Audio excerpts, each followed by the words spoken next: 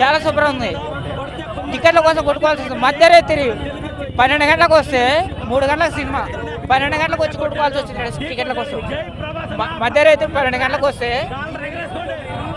మొత్తం కొట్టుకోక నూకేసుకోక ఆడ్ చేసుకోక ఇంటికి వస్తున్నా టికెట్ దొరికితే పోయినాము.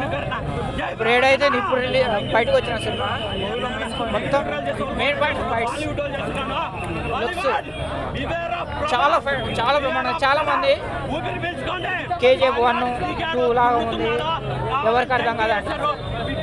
నిజంగా భయ ఎల్కేజీ సినిమా ఎవరికైనా అర్థం కాదు. చాలా బ్రహ్మాండం. దానికి మించిన సినిమా.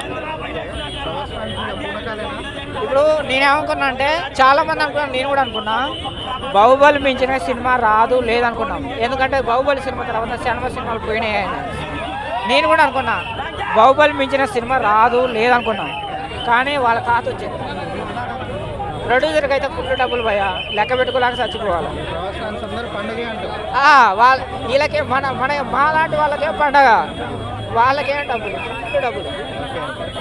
నేను అరే ప్రభాస్ 100 కోట్లు తీసుకుంటున్నాంట, అవసరమానే ఒక హీరోకి 100 కోట్లు ఇవ్వడం అవసరమా అనేది నేను అనుకున్నా ఒకప్పుడు. 100 కోట్లు కాదు భయ్య, 1000 కోట్లు ఇచ్చినా దండగ.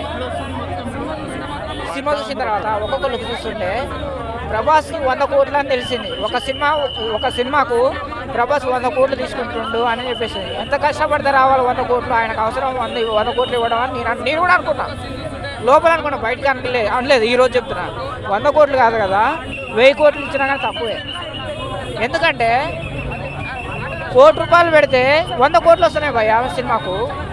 ఆయన ఒక సినిమా హీరో పెడితే 100 కోట్లు పెడితే 1000 కోట్లు వస్తున్నాయి, 1000 కోట్లు పెడితే 1,00,000 కోట్లు వస్తున్నాయి. సినిమా పెట్టినప్పుడు తక్కువ మంది ఇస్తే ఆయన ద్వారానే వస్తున్నాయి కదా డబ్బులు. చాలా బ్రహ్మాండంగా మైండ్ బ్లాక్ అయిపోతుంది.